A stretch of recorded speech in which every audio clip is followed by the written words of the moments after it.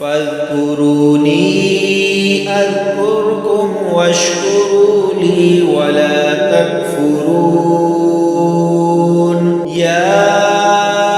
أيها الذين آمنوا استعينوا بالصبر والصلاة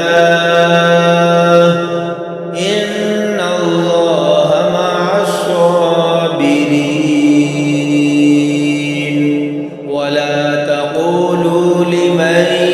يقتل في سبيل الله أموات بل أحياء ولكن لا تشعرون ولنبلونكم بشيء من الخوف والجوع ونقص من الأموال والأنفس